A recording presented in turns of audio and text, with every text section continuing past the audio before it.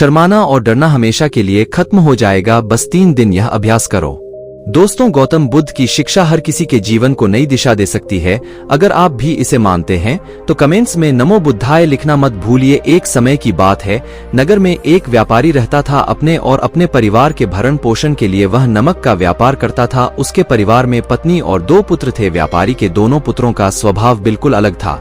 जहां एक और बड़ा पुत्र बहुत ही संकोची और शर्मीले स्वभाव का था, उसे किसी से बात करने में भी शर्माती थी, वही उसका छोटा पुत्र बहिर्मुखी स्वभाव वाला व्यक्ति था। वह किसी से भी अपनी बात कहने में कभी संकोच नहीं रखता था। लोग अक्सर बड़े पुत्र को भोला और बेवकूफ समझते थे। कई बार लोग उसके भोलेपन का फायदा भी उठा लेते थे और वह पलटकर कभी किसी को कुछ नहीं कहता था। व्यापारी अपने पुत्र के इस स्वभाव के कारण बहुत अधिक नाराज होता था।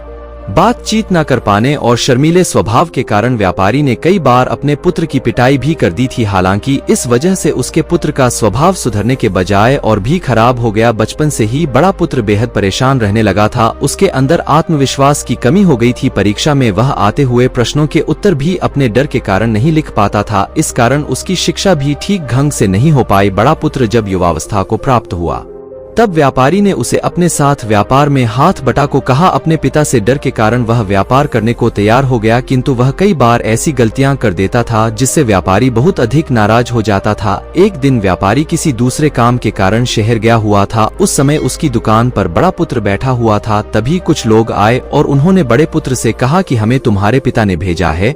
उनका यह संदेश है कि इस समय दुकान में नमक की जितनी बोरियां रखी हुई है वह सब हमें दे दो। उन्होंने नमक की सभी बोरियों को शहर मंगवाया है।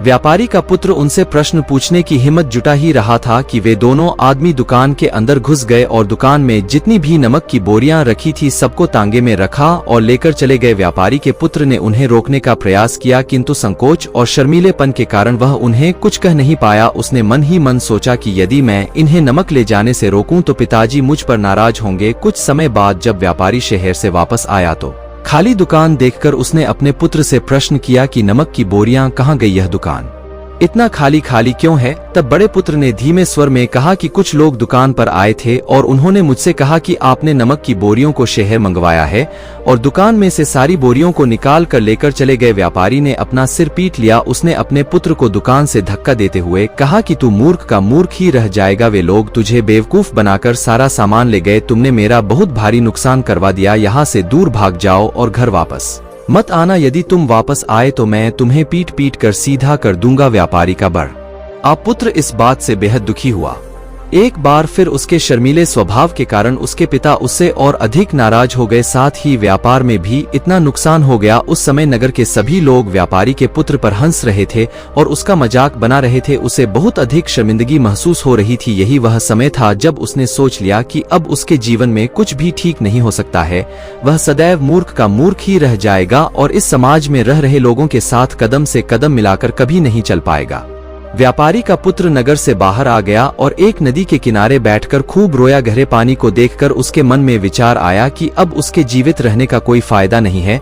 उसने सोच लिया कि आज वह इस नदी में डूबकर अपने आप को समाप्त कर लेगा। असफल जीवन जीने से अच्छा है कि वह स्वयं को समाप्त कर ले। उसने जैसे ही नदी में छलांग लगाई, एक बौद्ध भिक्षु ने उसे बचा लिया और नदी से बाहर निकाल कर ले आए। व्यापारी का पुत्र बौद्ध भिक्षु पर नाराज होने लगा और कहने लगा कि तुमने मुझे क्यों बचाया? मैं इस असफल जीवन को जीना नहीं चाहता।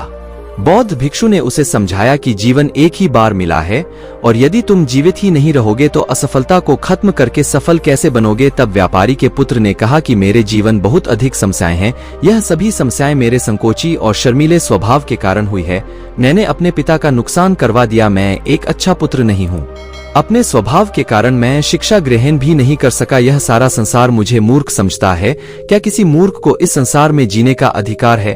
तब बौद्ध भिक्षु ने कहा कि तुम्हारे इस प्रश्न का उत्तर तो मेरे गुरु ही देंगे। चलो मैं तुम्हें मेरे गुरु से मिलवा हूँ। व्यापारी के पुत्र ने कहा कि वह किसी से बात नहीं करना चाहता। आज वह अपना जीवन समाप्त कर लेगा। किंतु बौद्ध भिक्षु के बार बार समझाने के बाद वह उनके साथ जाने और उनके गुरु से मिलने के लिए तैयार हो गया। बौद्ध भिक्षु व्यापारी के पुत्र को आश्रम की ओर लेकर गए। वहां पर व्यापारी के पुत्र ने देखा कि एक व्यक्ति पेड़ के नीचे ध्यान मग्न बैठे हुए हैं। तभी बौद्ध भिक्षु ने कहा कि यह हमारे गुरु गौतम बुद्ध हैं। दोनों ने गौतम बुद्ध को प्रणाम किया। वह युवक वहीं पर बैठ गया और गौतम बुद्ध को देखकर रोने लगा। गौतम बुद्ध ने उससे उसके रोने का कारण पूछा। तब उसने कहा कि अब आप ही मेरी आखिरी उम्मीद है। यदि आप मेरी समस्या का समाधान नहीं करेंगे तो मेरा यह जीवन समाप्त हो जाएगा। गौतम बुद्ध ने व्यापारी के पुत्र से उसकी समस्या के बारे में पूछा। तब उसने बताया कि किस प्रकार वह बचपन से ही शर्मीले और अंतर्मुखी स्वभाव का है। इस कारण लोग उसी से मूर्ख समझ लेते हैं और उसके पिता भी उससे प्रेम नहीं करते। तब गौतम बुद्ध ने युवक को शांत कराते हुए कहा कि मेरे पास तुम्हारी समस्या का समाधान है। तुम्हारा जीवन बहुत ही आसान हो सकता है। तब युवक ने कहा कि क्या सचमुच ऐसा हो सकता है? आप बहुत ही महान व्यक्तित्व प्रतीत होते हैं। आपके तो कई शिष्य हैं। हे गुरुदेव, मैं भी आपका शिष्य बनना चाहता हूँ। क्या आप मुझे अपने शिष्य के रूप में स्वीकार करेंगे? गौतम बुद्ध ने कहा कि हाँ अवश्य। युवक ने कहा कि ठीक है गुरुदेव, अब मुझे वह उपाय बताइए जिससे कि मेरा जीवन बदल जाए। गौतम बुद्ध बोले, किंतु उससे पहले तुम्हें मेरे कुछ महत्वपूर्ण कार्य करने होंगे। यदि तुम मेरा यह कार्य करो तब मैं तुम्हें कुछ ऐसे उपाय बताऊंगा जिनके कारण तुम्हारे जीवन में सब कुछ ठीक हो जाएगा और तो तुम्हारे पिता भी तुमसे प्रसन्न रहेंगे। गौतम बुद्ध ने उस युवक को कहा कि आज से 3 दिन बाद मैं तुम्हें ऐसे उपाय बताऊंगा जिससे तुम्हारा जीवन बदल जाएगा, किंतु 3 दिनों तक तुम्हें मेरे सभी कार्य करने होंगे। मैं जैसा जैसा कहूंगा यदि तुम वह कार्य को करने में सफल रहे तो तीसरे दिन के बाद तुम्हारा जीवन बदल जाएगा। तुम्हारा पहला दिन कल से शुरू होगा। अभी जाओ और आश्रम में ही आराम करो। अगले दिन व्यापारी का पुत्र गौतम बुद्ध के पास पहुंचा और कहा कि हे गुरुदेव, मुझे पहले दिन का कार्य बताइए। तब गौतम बुद्ध ने कहा कि आज तुम्हें 10 अजनबी व्यक्तियों से बातचीत करनी है और उनका हाल जानना है।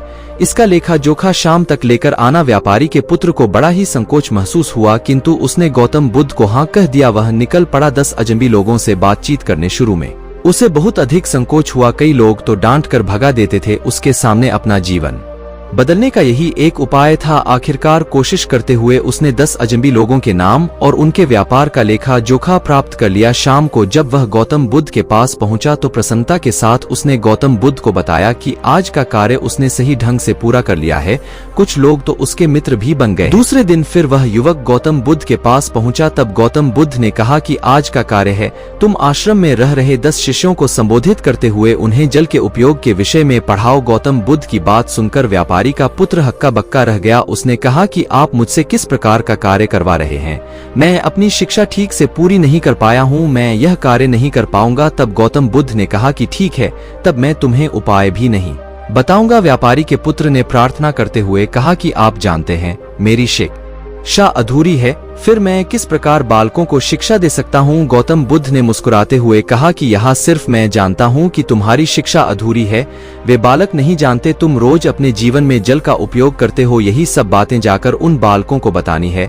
आखिरकार व्यापारी के पुत्र के पास कोई रास्ता नहीं बचा। हिम्मत जुटाकर वह उन बालकों के पास पहुँच गया। शुरू में तो उसके हाथ पैर कांप पर रहे थे, किंतु आखिरकार उसने जल की विशेषताओं के बारे में बताना प्रारंभ कर दिया। उसने बालकों को जल की 5 विशेषताएं बताई और जल्दी से वहां से भाग आया। गौतम बुद्ध के पास आकर उसने कहा कि बहुत अधिक डर लग रहा था, किंतु मैंने बालकों को जल की 5 विशेषताएं बता दी हैं। गौतम बुद्ध ने कहा कि जो एक बार फिर कोशिश करके आओ। व्यापारी का पुत्र ने एक बार फिर हिम्मत जुटाई और बालकों को जल के विषय में पढ़ाना शुरू किया। इस बार व्यापारी के पुत्र को बिल्कुल डर नहीं लग रहा था, पूरे आत्मविश्वास के साथ बालकों को शिक्षा दी। तब गौतम बुद्ध ने युवक की प्रशंसा करते हुए कहा कि तुम अवश्य ही साहसी हो। गौतम बुद्ध से शाबाशी सुनकर वह युवक बहुत अधिक प्रसन्न हुआ। युवक तीसरे दिन जब गौतम बुद्ध के पास आया तो गौतम बुद्ध ने उससे कहा कि आज का कार्य तुम्हें थोड़ा अजीब लग सकता है, किंतु आज तुम्हें अपने पिता से मिलने जाना है। गौतम बुद्ध की यह बात सुनकर वह युवक बहुत अधिक डर गया। उसने कहा कि नहीं, मैं अपने पिता के सामने नहीं जाऊंगा। गौतम बुद्ध ने कहा कि ठीक है, तब मैं तुम्हें उपाय भी नहीं बताऊंगा। आखिरकार उस युवक को गौतम बुद्ध की बात माननी पड़ी। गौतम बुद्ध ने उसे समझाया कि अपने पिता के पास जाकर उनसे क्षमा मांगना और कहना कि तुम्हें एक और अवसर दे ताकि तुम स्वयं को बुद्धिमान साबित कर सको। उसे युवक ने बड़ी हिम्मत के साथ अपने पिता का सामना किया और उनसे क्षमा मांगी। आखिरकार व्यापारी ने अपने पुत्र को क्षमा कर दिया और उसे दूसरा अवसर देने के लिए तैयार हो गए। व्यापारी का पुत्र गौतम बुद्ध के पास आया और उसने जब उपाय के बारे में जानना चाहा तब गौतम बुद्ध ने कहा कि तुमने स्वयं ही अपना उपाय खोज लिया है। तुम किसी से बात नहीं कर पाते थे, शर्मीले थे, सब कुछ तुम्हारे मन में बैठा हुआ डर था। हम कितने आत्मविश्वास हैं, कितने शर्मीले हैं और हमारे अंदर कितना डर है, यह सिर्फ हमें पता होता है। बाहरी दुनिया में किसी को नहीं पता होता है। बाहरी दुनिया में हम स्वयं को जिस प्रकार का दिखाते हैं, लोग हमें इस प्रकार का समझते हैं। अगर तुम आत्मविश्वासी नहीं हो तो भी अनजान व्यक्तियों के सामने यदि आत्मविश्वास होने का अभिनय करो तो किसी को पता ही नहीं चलेगा कि तुम कौन हो। वह युवक समझ चुका था कि गौतम बुद्ध उसे क्या बताना चाह रहे हैं। गौतम बुद्ध को धन्यवाद किया और उनसे वादा किया कि वह जीवन में सफल होकर दिखाएगा। दोस्तों, यह पोस्ट पसंद आई हो और आपके आसपास भी कोई ऐसा शर्मीला और संकोची स्वभाव का व्यक्ति है तो उसे यह पोस्ट जरूर शेयर करें ताकि उसकी सहायता हो सके। दोस्तों, हम आपसे फिर मिलेंगे ऐसी ही एक सेल्फ हेल्प सलाह के साथ। तब तक आप जहां भी रहें खुश रहें और खुशियां बांटते रहें। और आपके चैनल सुपर इंस्पायर्ड को सब्सक्राइब करना ना भूलें। हमें अपना बहुमूल्य समय देने के लिए हार्दिक धन्यवाद।